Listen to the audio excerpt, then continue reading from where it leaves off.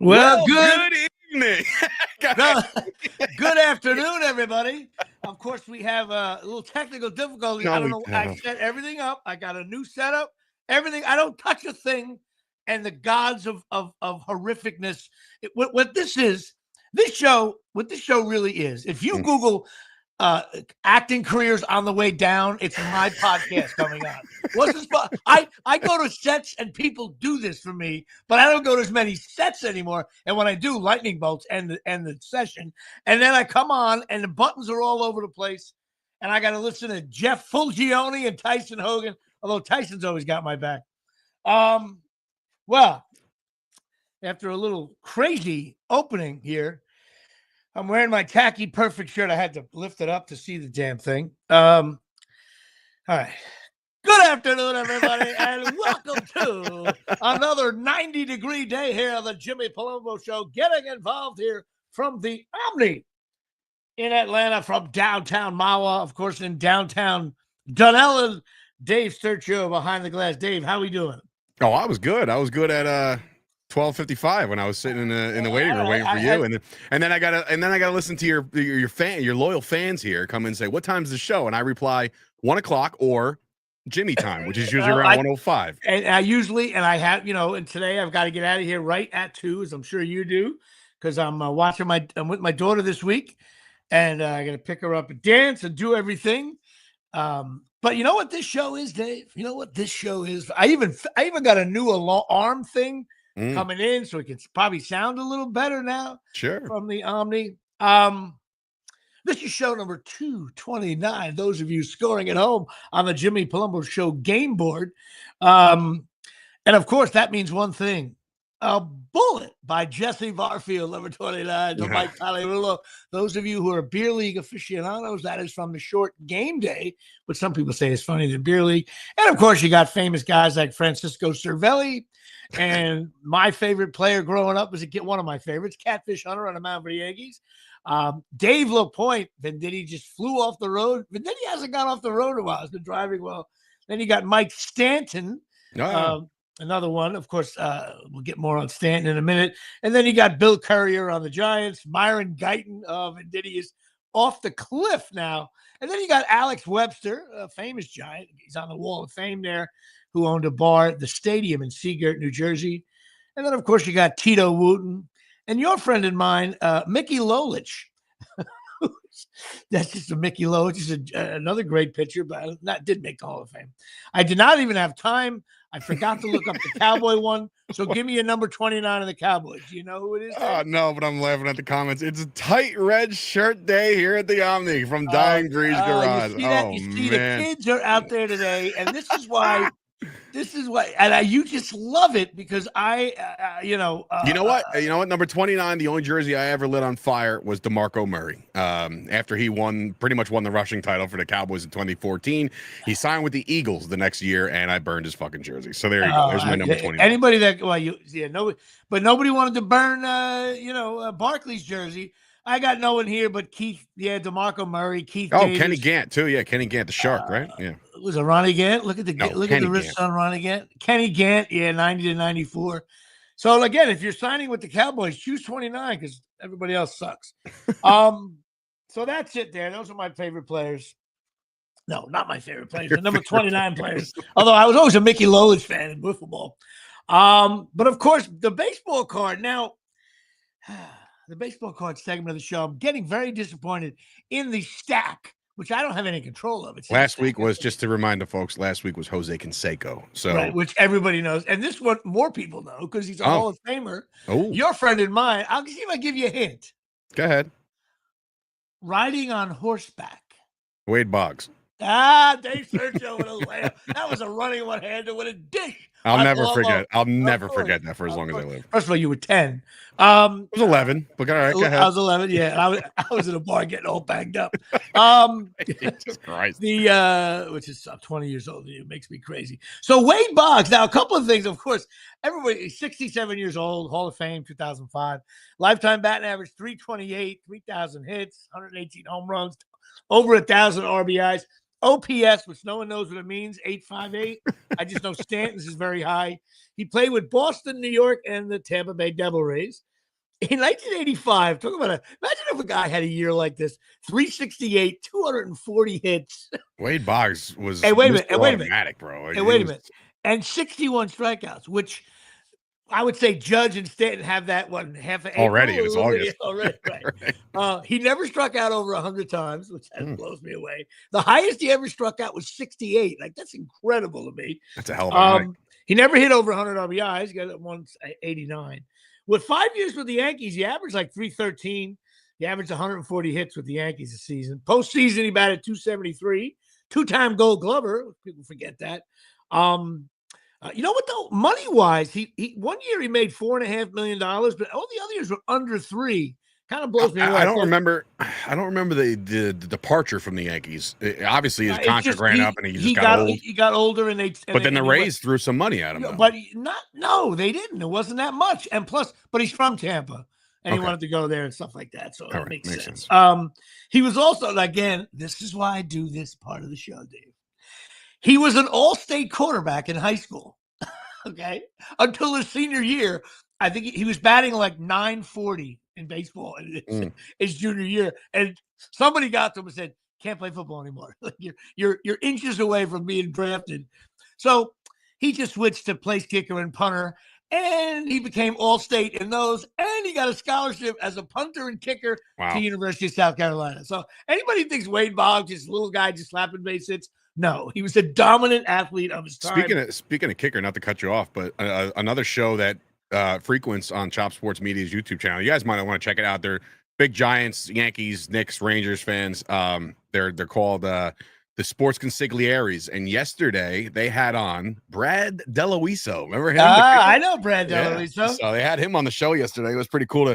He had a cup of coffee with the Cowboys until Jimmy Johnson cut his ass, and then that was the end of that. He was good though. He was good. Yeah, no, he made a lot of big kicks for the Giants, and especially I think there was one that they brought up yesterday against the Cardinals, which was like a 54-yarder or something like that. When 54-yard field goals weren't. Now 54. That's what the extra point is. Now it's a chip shot.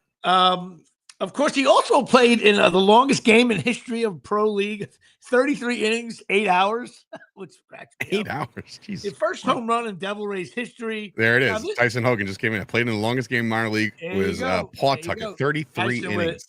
Tyson letting his 33 innings. Does Tyson, you work for yourself because if your boss knows you get nothing done on Tuesday. He takes a lunch hour right around. Well, now here we go. Here's a funny one to me. Okay. Mm-hmm. Wade Boggs had 3 5-hit games. That's hard to do. It's hard to get up. That is hard to do. He had 59 4-hit games. So the next time one of these guys, think about that. 59 times he had 4 hits in a game. I find that incredible. That's the kind of shit I love. He also was involved in scandals. He was fooling around with that girl, Margot Adams. You remember that? And she ended up suing him for like $12 million. The only Margot I know is Robbie. Yeah, she holds the ball out. She holds the ball. Margot Robbie holds the ball out and doesn't dish it out for 3. Holds the ball out and puts her other hand on the top of your forehead so you can't get anywhere in reach. You get nothing. She's like out of the news now because she doesn't have a movie coming out and she's very casual. She'll dump 40 on anybody. But she sued Boggs for $12 million for like mental abuse, and he fought it. Went on Barbara Walters, all the shows. He was like, no way. And he ended up, she only got like $500,000 settling out of court because it was costing him too much lawyer money. But she totally got beat there. What else? I gotta ask Tyson here. He commented on my own man. Now, he probably saw last night that I was deep into watching Varsity Blues. I wonder if that was a Moxon quote right there. On my own man. When you ask him if he works Tyson works for himself. He's a badass. He also tried to get his Tampa Bay Devil Ray cap into the Hall of Fame for money, supposedly, but he denies all that. And the Hall of Fame ruled because of Wade Boggs, we choose the hat, and he's wearing a Boston hat, which he should be. He's known for eating chicken. Most superstitious player ever. Had to eat chicken before a game at the same time. Everything had to be done at the same time.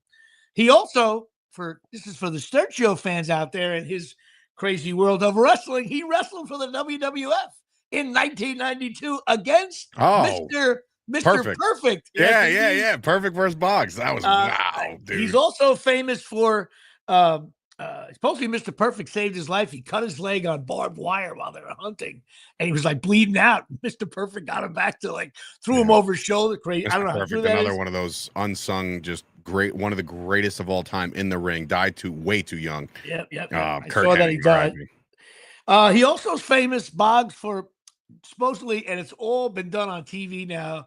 He's famous for drinking 65 beers from Anaheim back to New York. But do Boggs that on Friday night. Yeah, come on now.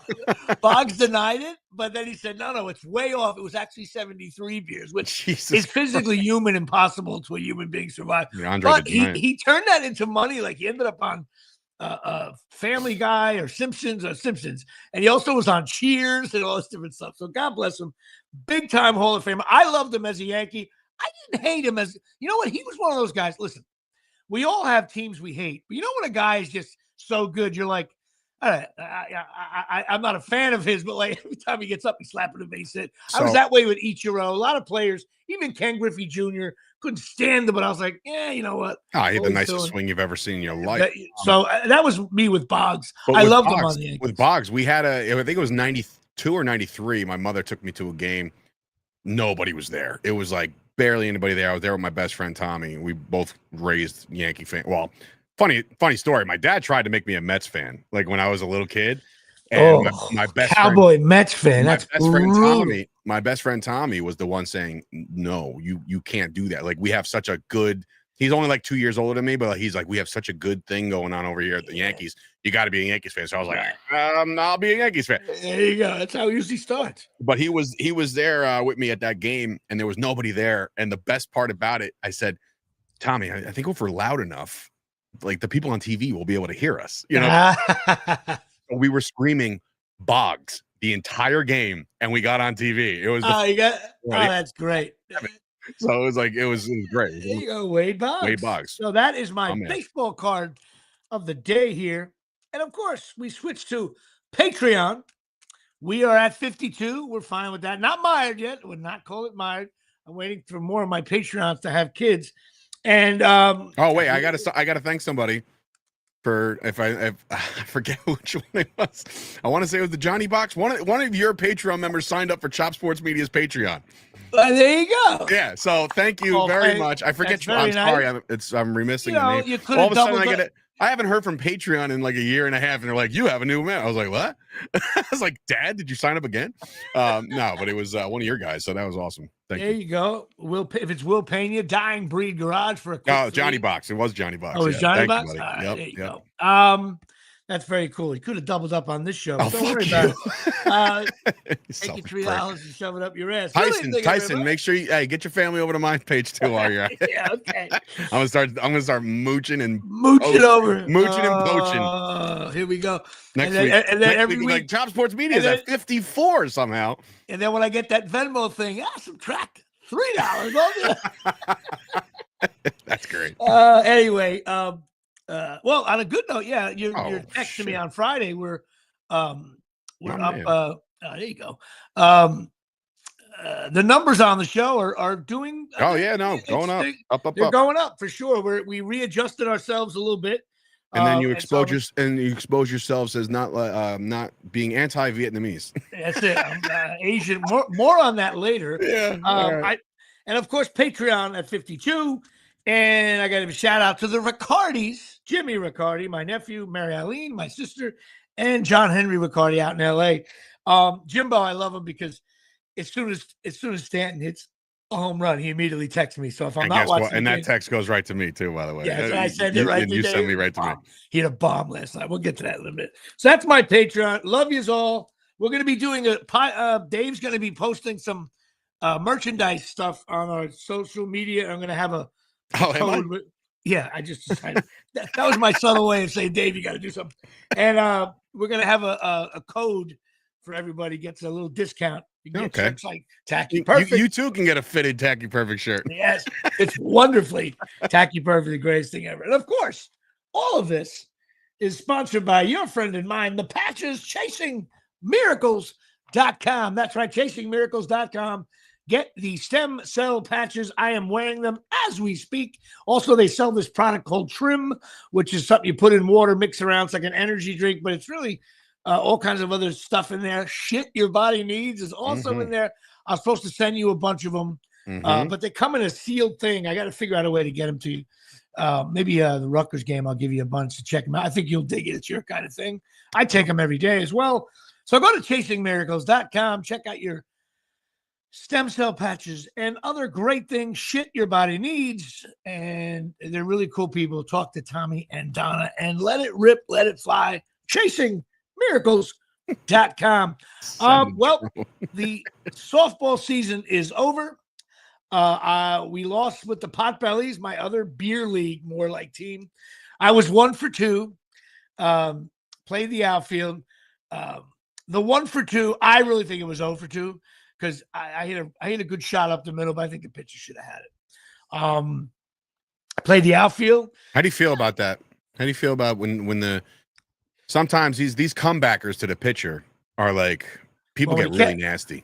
Well, when you catch it, you're out by a guy like me. If I hit it really hard. I'm talking about in general. Like it's almost as if like it's frowned upon. It's taboo to even lace one back in slow pitch. How do you do that? Some guys try to hit it back at the pitcher. Some douchebag. Fucked up. I was trying to just make fucking contact, and it was hot as hell Sunday. It was like you drink during the game. I was aging when the game ended. I was 89 years old. That's how it felt. But I also got mad because in the outfield, I played in the outfield like Stanton does, and there was a pop fly over the second baseman's head. Our second baseman's pretty good, but I'm coming on strong, and he's going back, and this guy's bigger than me. And I'm like, if I collide with him, I'm a dead man. But in my mind, he didn't have it. So I did one of those things. I was like, you know what? I'm going to call it, and it's going to sound like I got it easy. But in my mind, I'm like, I'm going to call it so he doesn't get near me. And then all of a sudden, I'm not going to get there on time. Then it bounced over like to my shoulder. The guy got the double on. The old, I got it. Yeah, I know that. Right. But the only reason people were giving me shit in the dugout, rightfully so, I've been doing the same thing. But I was like, listen, he was kind of hinting he would have got it. I'm like, bro, you weren't getting it. So someone I did the proper, like Dominguez should come to our games so I could show him how to play the outfield. But we lost. It was fun, though. We did win a playoff game for the first time ever with the Potbellies. So I won 2 playoff games this year, and it's being announced. ESPN is not sure. They're not ready to go public. There is a fall league. Oh, shit. And Johnny Triddle has never played in the fall, but fans are saying you played with us in the fall. Wasn't it the fall? I thought it was summer. No, I thought it was fall. I don't know. Anyway, so this is a crazy league, they say, but I may hop in, and that is that. So the softball is over, except for one game. I'm going to get to that in a second. Well, in other news, I went on another college visit with my daughter. I tell you, Dave, these things are so bad.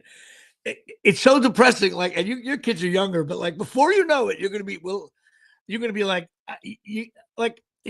I think of my daughter as still being 8. You know what I mean?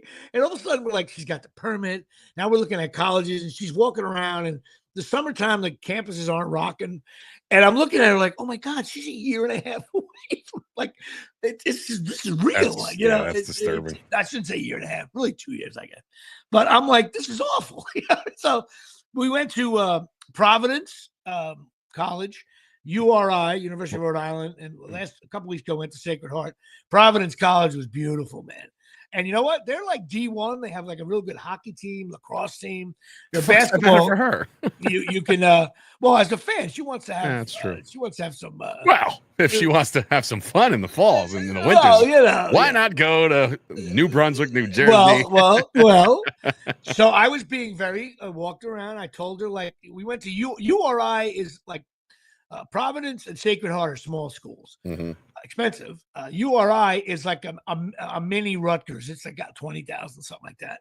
Yeah. And but I thought Providence had more of a campus pride sports. Providence basketball plays in the Big East. They play at the Garden all the time.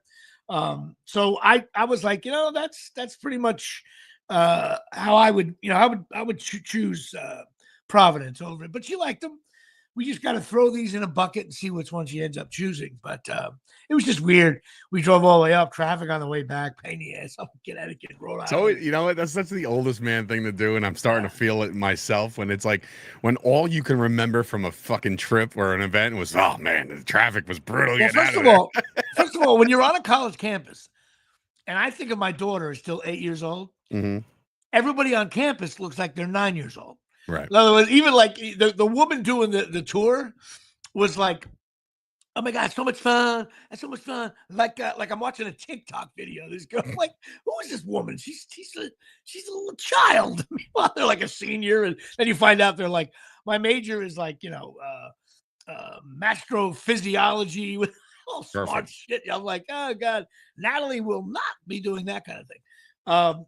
Natalie does not have a favorite yet because this Friday she will be making her way down to New Brunswick, New Jersey. There we go. For the Rutgers tour. Me and her are going down. We're going to be on buses. We're doing the whole tour. I can't wait. Can I suggest something for content purposes? When the time comes and she has to make a decision, can we do like a selection? Like, we'll do it. Well, totally. Oh, we're definitely going to do that. The hats and everything. Yep. She puts on one hat and then she just throws it away. We're going to totally set that up for sure. Yes. That'll be fun. She's going to visit Rutgers because I really want her to see a big campus and what it's like. And I'm curious how Rutgers sells it because I drive around campus sometime and I'm like, You're going to get on the bus and they're going to be like, oh, it's. You know what I'm going to do? By the way, you know what I'm going to do to embarrass her? I have like 10 copies of the Rutgers alumni magazine. No. I'm doing it, bro. You're going to bring them and casually just like look at them on the bus and like, wait a minute. I'm going to keep it in my pocket, right? I'm going to be on the bus. We're going around. I'm going to go, I'm just going to do a little reading while we're over. By the way, you know what? Fuck me and fuck you. I'm gonna put the first of all, I don't think it's talked about enough. And I appeal to my fans here. I was on the cover of Rutgers magazine. That is a huge thing. Isn't it behind you at some point? Like, can you adjust the guy? Isn't it right behind you? Or no? Am I wrong? Well, we took it down. I took it down. All right, never mind. We did have it somewhere. It was somewhere. Yeah, I remember seeing your mug. Look at that. I see if it fell. I'm pretty sure I have a copy of the studio. Yeah, I think I gave you one. Did I? First of all, that's not talked about. Rutgers graduates all these people over the years, and who's on the cover of Big right-hander slapping a base hit? And I still laugh at when the writer told me the editor was so angry at sports. He said, "Let's put that guy on. Nobody knows." I was like, okay. Yes, Tyson Hogan. I'll send you one. Promise you. Christ. So it was worth $7 to buy it, and now he's gonna autograph. It's gonna be worth about $4.50. Well, I don't have that. That's still online. I'm gonna put the link online. You know what? I am marketing that again on Friday. That's what I'll do. I'll get the link for the online one. I'm gonna put it up. I'm visiting and I'll put it on.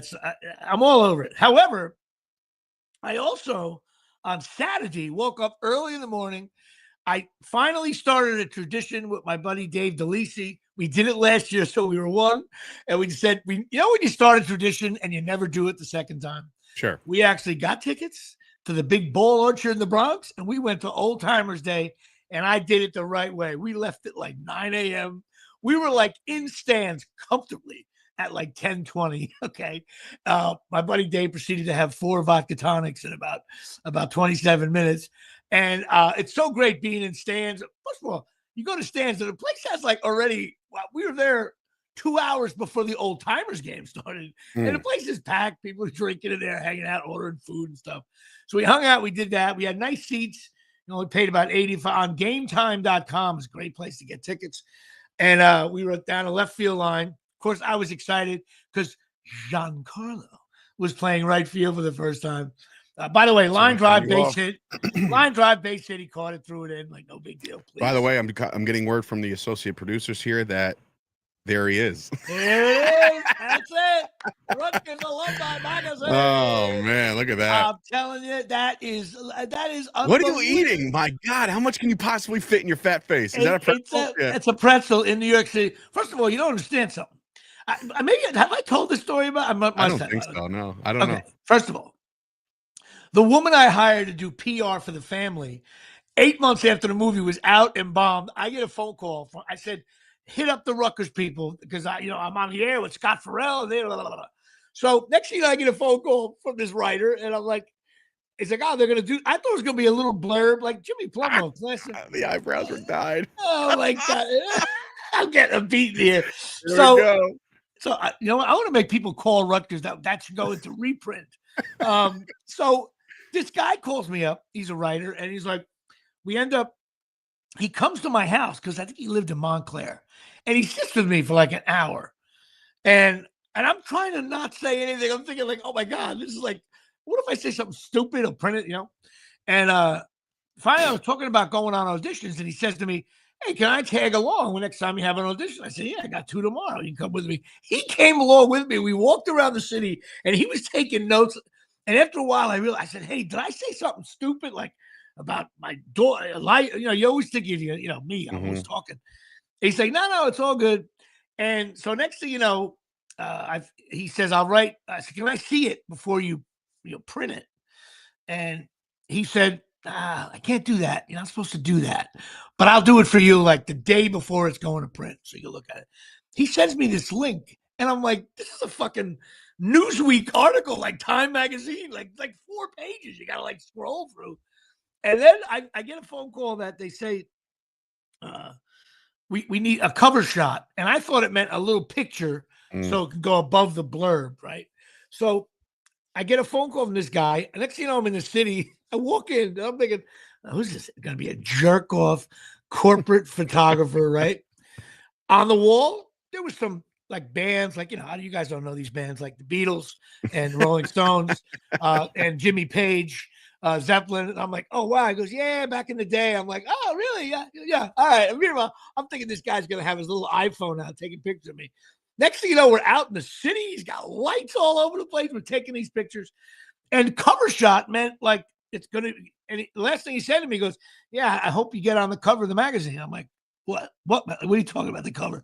And next thing you know, I get on the cover, and the guy told me the editor got pissed, and the Rutgers, they were going to put Eddie Jordan was the head coach of the basketball team. And they were like, nah, let's put Jimmy Palumbo on. I got more juice over that article. So funny.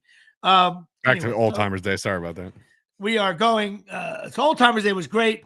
We left early. We got did you early. Did you see in real time Mariano Rivera rupture his Achilles? We did, but at the time he kind of got up, and it was almost like no one really. It didn't look like it was like live. It wasn't terrible, man. And I guarantee you, a bunch of those guys just pull off next year. Like, well, I gotta be honest with you.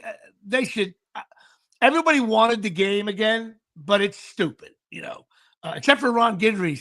I'm convinced Guidry can definitely go. Clemens looked like he can still kind of. I think Guidry can go 2 innings on a team. I really do. He's pitching fine. Anyway, we had a great time. We went into the River Avenue garage, flipped the guy, paid $40 for the online parking. Dude, you walk in, you say, hey, we want to be able to get out of here. You go give the guy $20. We parked where our River Ave garage. Dave, you heard it here first. Go online, buy I think it's $45 for the parking. You walk in with a $20 bill. You got to go early, though. Say, hey, how do I want to be able to pull right out? He goes, well, it's extra. That's all he says.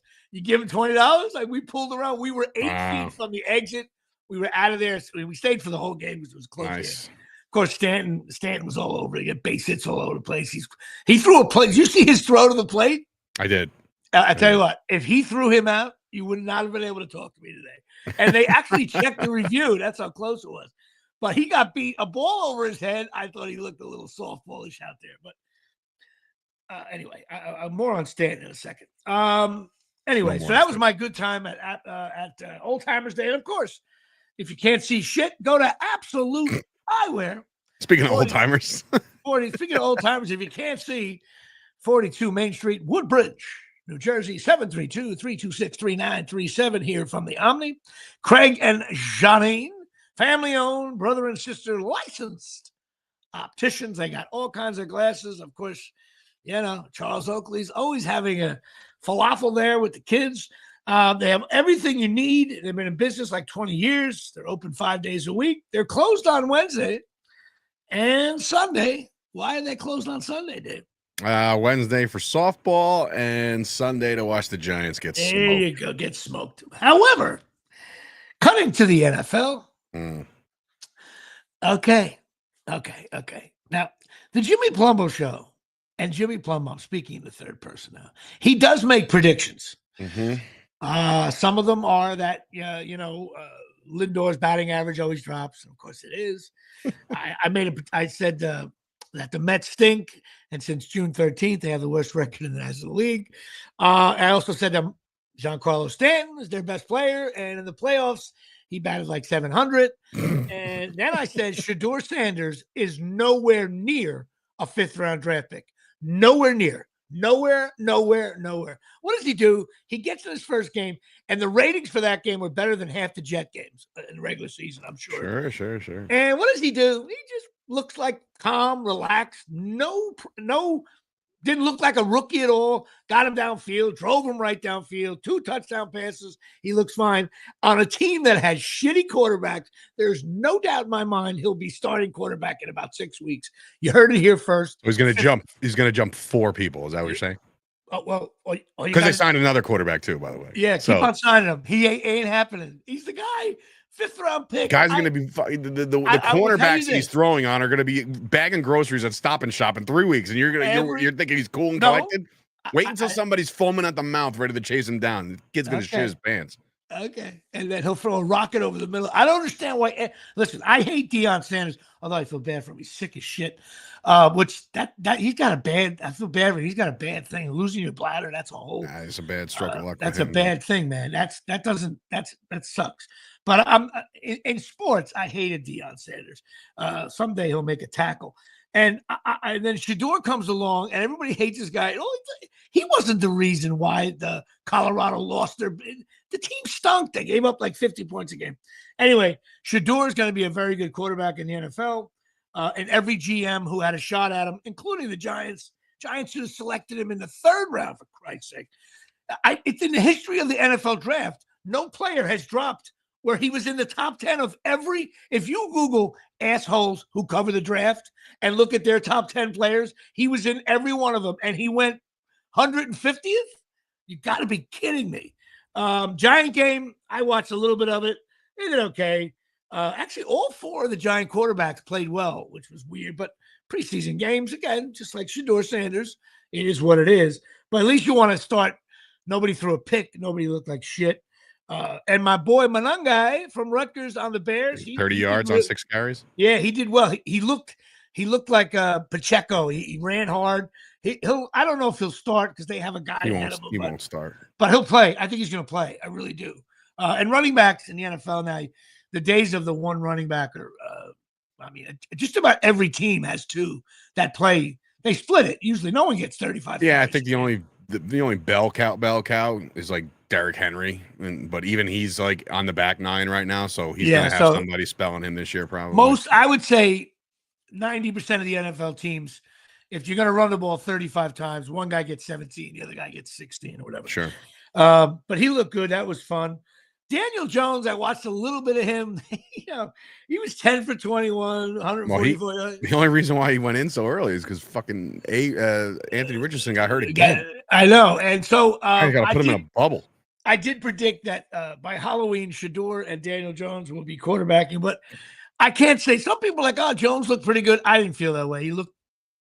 Did you by any chance catch Joe Milton play for the Cowboys? No. I didn't check. So the Cowboys traded Joe Milton. They traded like a 6th rounder or some shit to the Patriots for Joe Milton. Joe Milton's great college quarterback. But let's just say he's a little rough. He was throwing 95-mile-per-hour heaters on slant routes that were either way too early, way too late, bouncing off guys' helmets and shit. It was brutal. I think he was playing dodgeball rather than football. Well, you get that in the preseason. Some guys just throwing bullets. Well, I'm sitting there, I'm like, I wonder if they're going to have like a balanced attack. Jimmy, they threw it 7 straight times the opening game. The opening game, they threw the ball 7 times. And I'm like, Shotty, what are we doing here? But then I realized they're not showing anything anyway, so I'm not right. And also the preseason games now, say you have 600 plays in the playbook. If you're not showing. But even that, you got to show something. You got to show. Yeah, I mean, you'll show your basic. You show your basic shit. Because you got to also have the players run some of those plays. That's what practice is for. But I preseason is. We'll see what happens this week. They don't do cuts till after week 2, right? Nobody got cut. No, it's actually after week 3. So there's only one cut. They go from 90 to 53. So it's a big. Really? That they don't remember the old days. Old days were the better. Me, Brett, and Keith just talked about this last week. Like, if you got cut after 1 week, you were able to at least latch on with another team and try to like make that team too in the next 3 weeks. But now it's like you got to wait till September 1st almost, and then you get that call, and you're like, sorry to make the team. Then there's like practice squad. You get signed. Yeah, then there's if you don't get signed and claimed, you can be optioned to the practice squad. But I don't really like the whole 90. Change the. Did they finally officially change the quarterback rule where the third string quarterback is not on the roster, but he's there? He's the emergency quarterback. He can only go in if your first 2 quarterbacks get hurt. Yeah. Out. Okay, but because years ago, it's not a benching thing. It's if both of your quarterbacks are gone and hurt, then that third emergency guy can play. And he suits up, but he doesn't count against your 53. And that's new. That's a new rule last year. I think it was when Brock Purdy went down, and then they didn't have a quarterback, and then the Niners were like, I think I got sparked by the Eagles or some shit. It was. That's what. And they didn't have a quarterback left. There was like, there's nobody on the roster. I always felt they should have that.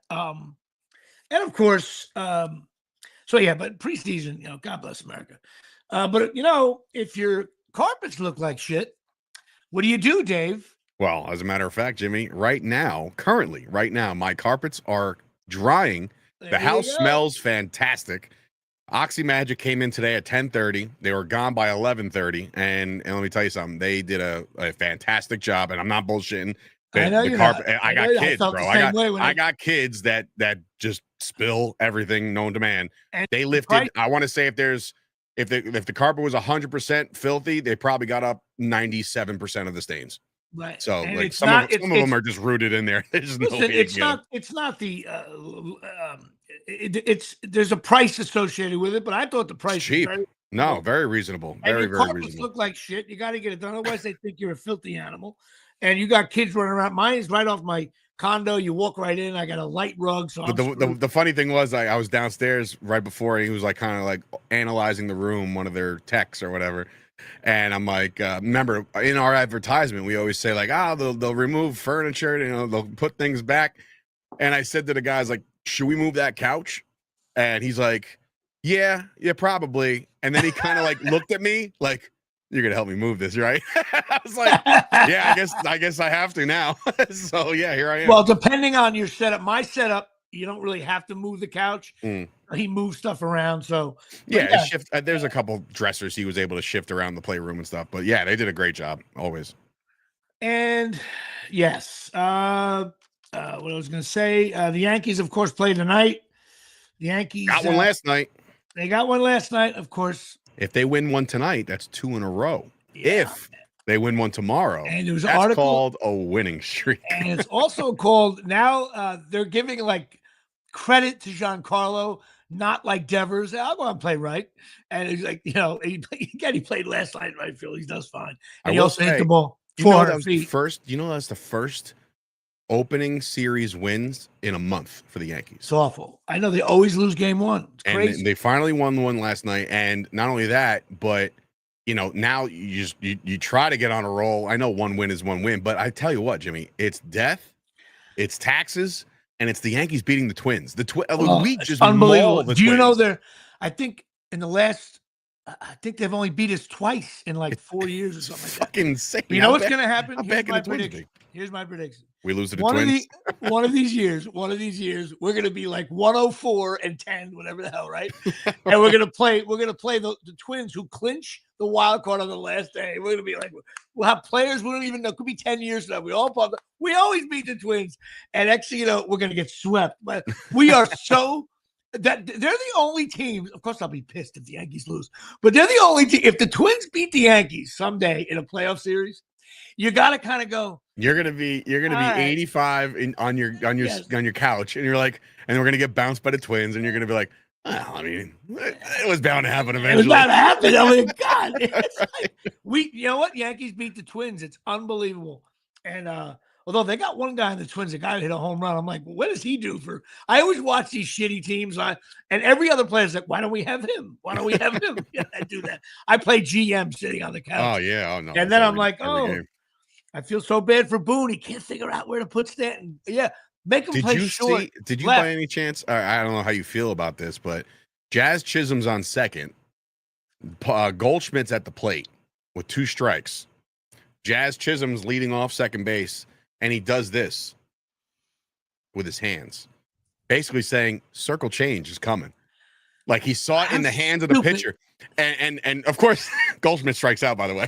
So he almost knew. I don't know if he saw it, but do you frown upon that? I mean, that's part of the game, right? Like I don't know. You know what? It's an unofficial rule there. Like you're not allowed to look at the catchers, but they got that thing in the head. But I'm saying if you can see the grip of the baseball in the hand of the pitcher before he delivers, you could see something. You know what I would do if I was on the Yankees? You know what I would do if I was Giancarlo Stanton? You think they beat him tonight? I would just come up and go, hey, Chaz, like, I'm Giancarlo. You know who I am? Yeah. Listen, you stink. So like, don't get involved.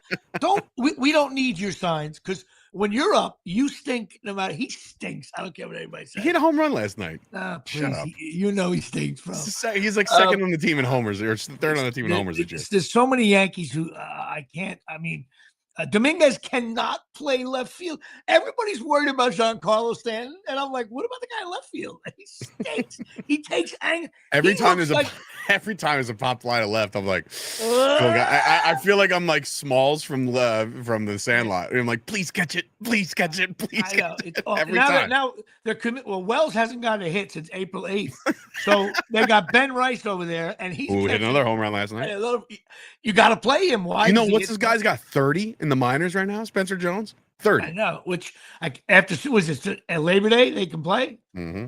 Yeah, but where is he going to play? What position? I don't give a fuck where he plays. He could play fucking second base for all I give a shit. Get him in the lineup. It should be Judge, Stanton, Rice, and Jones. Boom, here we go. We're back. Anyway, so on we got big news here at Shea. On August 21st, all my fine listeners. Now, my dad started a softball team in 1967 called Corona Construction. I wear the hat sometimes. And we did it up until 2019. And we stopped it. And then COVID hit from the coronavirus. When Corona stops playing softball, the world stops playing softball. But my brother and I, really my brother, decided to have a reunion game of the first 3 teams. Now, just about everybody's gone from my dad's original team. I mean, my dad would have been 92, 93 if it was a lot. And so they're all gone. Nobody left?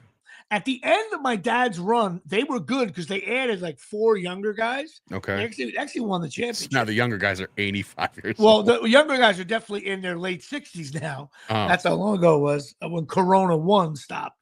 But we do have one guy coming. John Leshak's coming. He played on a team. He's in a walker and everything, but he was all excited to go. It's going to be at Boynton Field. You know where that is in Woodbridge.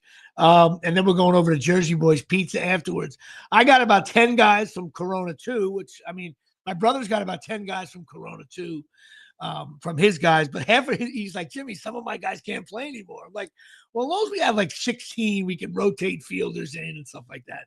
And, of course, I got about 10 guys from my situation, my guys. Oh, if you're looking for a stud free agent. Well, you got to come on down. Come on down. Come on down. You definitely come on. For sure. First of all, maybe we'll shoot some kind of yeah, we'll figure you know we you said the 21st, you said? August 21st. Next Thursday, I guess. Not this Thursday, Thursday after. You around on Thursday nights? Yeah, should be. You know what we should do? Is there a way we can get, like, you could be the public address announcer? Ladies and gentlemen. If I gave you a list of who's up, like if I... Well, what the fuck? You got a PA system there? Like, maybe we can get something if there's a cord there. I tell you what, you get a... I was gonna say you got a fucking production team down there. We should just just need one of those speakers and a mic. That's what you need, and a chair. And all you gotta do is like, fucking charity work over here. Come on down, have some fun, swing the bat, promote beer league. But anyway, we're going to Jersey Boys Pizza, which my mother's never been to. She's pissed we're not going to Strawberries. Jersey Boys gives Strawberries a run. Oh, I said, Mom, it really does. Listen, Jersey Boys Pizza, they were, it's like Shedeur and Anthony Richardson. I've been a Strawberries enthusiast my entire life. but I went to Jersey Boys once right before one of your shows at the CPAC, and I was like, God, and I was like, that is some good fucking pizza. And I was like, it was very similar. I went by myself after meeting with the tech guy at Avenel Performing Arts Center. And I strolled over there. I got the little personal pie with anchovies, which I love. People hate it, but I love it. And it came out. I was like, let me see what this is all about. I took 2 bites. And I was like, hey, hang on a second. I felt like one of those old coaches, I felt like a coach with the clipboard out. You know what I mean? Like all of a sudden, like, he just throw that 99. I was like, oh shit! I was such a fat fuck. I tore the shit out of that personal pie. So good, yeah, that was very good. So we'll be doing it there, which is exciting, and I'm looking forward to it. Seeing the old guys. Well, that'll keep you loose because the following week we're recording the Beer League, right? Yes, which we're not shooting out of field. Oh, yeah. And speaking of that, speaking of Tom not responding to a text again yesterday, by the way. So he's on the ball when it comes to text messaging. I tell you that right now. Because I got the guy, my friend at the VFW asked me if it's a thing. And I'm like, I don't know now. He's told me that he has 2 locations that were ready. Maybe your guy's still in the mix, but I doubt it. I have a phone meeting with him today scheduled. Yeah, we got to. Yeah, I'm definitely gonna like. Pat Riley wants to talk it over here, and you're gonna be like fucking Van Gundy holding on. No doubt about it. No doubt about it. We gotta talk it over. And the callbacks for Beer League are on Thursday. It's so funny. I guess I could talk about this without sounding like an asshole. So the hardest thing for me with this whole casting thing is this is what I do for a living. Like I go on auditions. I have a big one tomorrow for a new show. We got to do the self-tapes, the lights, the whole bit. And you got to look at the dates available and when you're available, blah, blah, blah. And so all of a sudden the casting director says, one of the guys can't make it to the callback. Can we see him the following week? Right. And I'm like, no. And then, so they were like, and I'm like, well, for one guy now, we did narrow our list. And I called up a few other people that I respect, a couple of my agents. I said, if I can't make a callback, what happens? He's like, well, number one, the callback dates are usually announced. So you have to make sure you're available for that. Our callback dates weren't announced. So, okay, give the guy a little love. He says he's booked out, which means he's on vacation. It's August. And we're gonna meet again. A producer is gonna meet for one guy. I said, so I finally said, I was like, you know what? Here's what we're gonna do. If we don't cast the guy, then we have to have another round of callbacks anyway, or new people, and bring him in. I don't have nothing against the actor, but it's like, if you can't make it, I'm so sorry, you're out. What do you want from me? But I'm hoping we find a guy. It's very important. We have to cast my son in it, and we have to cast Manganelli's son, giving away plot points. Not that it matters. And we are shooting on, supposedly it's the 26th and 27th now. I'm not sure. I don't know if it's either one of those 3 days. And next Tuesday, I'll be fully announcing everything, where to go. If anybody wants to just show up, you kind of got to be there at the call time, though, so we can get you in this Elks Club or wherever the hell we're shooting this thing. And so you could be the guests of Johnny Trino's 60th birthday party, which I think will be pretty cool. Yeah. Now, another weird thing I did yesterday, and matter of fact, we're still writing your scene in the thing, which should be pretty funny. I'm hoping anyway. But of course, let's just improv it. Fuck it. No, yeah, I think you're going to be a bartender at the thing. I'm totally wearing a cutoff sleeve shirt as a bartender, like a jerk off. Yeah, we're probably gonna. Yeah, any way any way where you can look like an asshole, which is like your normal dress, and that way. I would have you know what you wore to the gym today? Wear that. You know what? You have like what's so funny? Let's discuss this on the air. What? You definitely got to get. I'm sure you have a older cowboy shirt that you want, like you've worn a million times. If you do like the cutoff sleeves, and it's, as a matter of fact, if it doesn't fit well, it's even funnier. Like you have to look for the most asshole. Like if you were not a Cowboy fan, what shirt would bother you? Like if I was your size and I wore a shirt like that of Giants, what would be like, look at this fucking tool. Like, it's got, you know what I'm talking about? It's got to look, because it'll fit into the character of like, look at this fucking moose over here wearing that fucking thing. I think I'm totally going to do that. Right. You definitely got to wear. And maybe, you know what? You still have that White Castle cowboy hat. Oh, fuck. No, after you scarred me for life, I probably threw it out. No, if you have that one, you got, because I think that's a funny line. What do you work at White Castle? We got to look for that hat, because I'm going to, although, yeah, I don't know if you can wear, just some kind of rule. If you wear like a cowboy hat that can bust your balls, I got to find out about that. I mean, yeah. They don't let you wear. Yeah. So maybe, do you have like one that's like a generic, like, look in you. I'm sure you have tons of shirts somewhere that is not like NFL. I don't know if like, yeah, as long as it doesn't, as long as like if it's as plain as this, I don't think anybody would give a shit. But like, yeah, I'll look. No, see that is like clearly the cowboy thing, right? No, okay.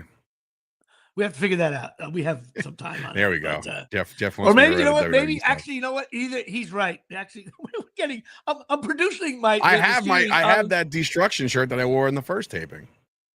All right. Well, maybe there's some kind of. We'll figure it out. Either way. You know what? Actually, no. Wear some shit from one of your company shit, and that's even funnier.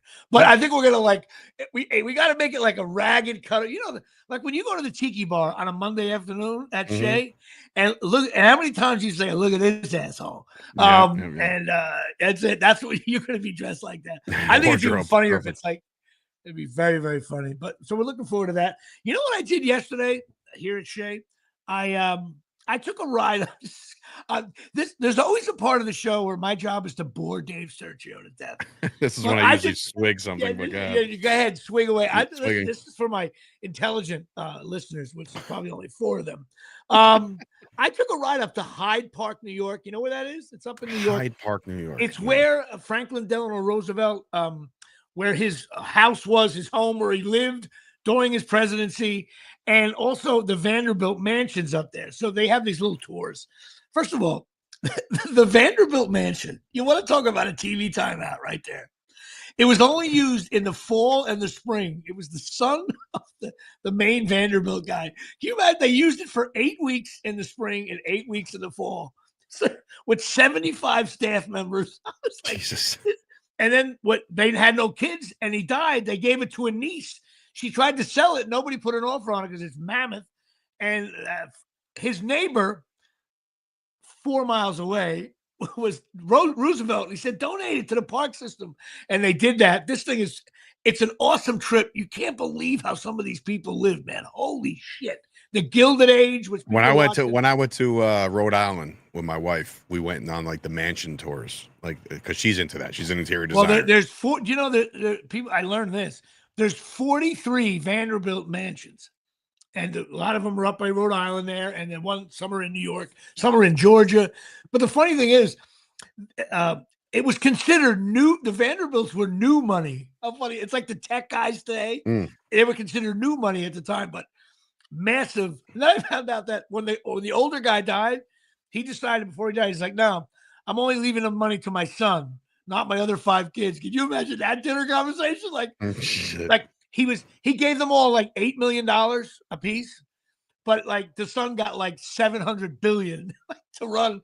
But the son turned it into a bunch of money. But it's supposedly one of the daughters in the Vanderbilt history found out she wasn't getting any money, and she's like, "I'm out. Give me my check. I don't want to talk to any of you guys again." And the funny thing is, though, as the chain went down, there is no more Vanderbilt men. Because someone named Gloria Vanderbilt, who was a little bit of a celebrity back in the day, but my grandmother worked there. And next thing you know, she had a son named Anderson Cooper, who was a Vanderbilt. But there's no more Vanderbilt men around. He's a fucking space cadet too. But yeah, well, so I don't mind him. I think he's all right. And so anyway, great trip if you want to go up there. Plus, I got to get a sneak peek at Marist University, which we'll be checking out. But it's beautiful up there, off the Hudson Rivers, all kinds of shit. So that's the boring part of my show. But that it was. If you feel like shit, if you're mentally feeling like shit after that segment, call Lisa Ruane. I'm telling you, listen to me. You're looking for a day trip with the wife, take her there. Yeah, But right do away. not, under no conditions, bring your kids. You will, Miles. Let me tell you something. Miles, you know what? Miles going to punch you in the face if you take it. He's already a bull in a china shop. He can't. There's no way. There's no way you can take it there. But you and your wife, there's a nice some B&Bs up there. You relax there on the weekend, get a little head, and blah blah blah. So, but of course, if you're feeling like shit mentally, call up Lisa Ruane, 201-725-1251. She'll help you out, guide you, tell you what to do. And ladies and gentlemen, I think that'll do it here for my fine show. We got next week's show will be the final one before we shoot Beer League. I don't know what we're going to do with Beer League now with the show, but I will be doing Tyson Hogan. I have the best fans ever. There's only 4 of them, but they're great.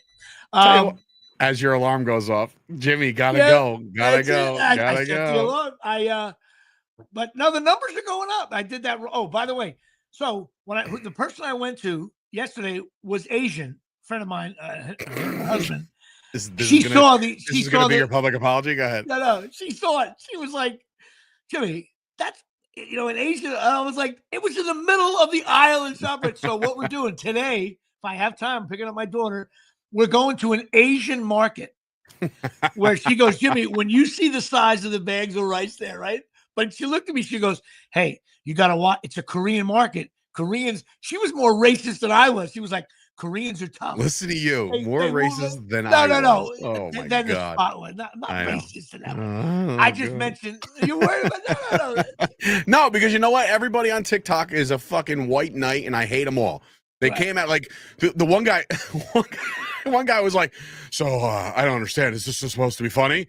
And I replied, I'm like, dude, change the station. I was like, you fucking dork. Like, if you don't want to laugh, don't laugh. Listen, I am not a racist, anything like that. I just saw this massive bag of rice in the middle of the aisle at ShopRite. I was like, and I thought the funny part of it was me holding up the little box of rice. My wife laughed. I showed her. She laughed. She giggled. She's like, "That's funny." But like, there's so many PC police out there. They're like, "You can't say that." And I'm just like, "You can't say what? A big bag of rice? Like, what are we fucking doing here?"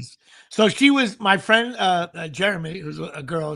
Jeremy's her name, and she was saying, "Oh, you got to go to this market," but she was like, "Be careful because they don't like people snooping around." So supposedly she said, when you see the size of rice there, and she's listening right now, you're going to get a kick out of it. So I'm going to try to shoot something with my daughter today. Sounds like a plan, Jimmy. You do that. That's it. Well, let me go. I got to go pick up my daughter at dance and to talk it over. Jimmy Palumbo Show number 259 coming next week. 229. Go ahead.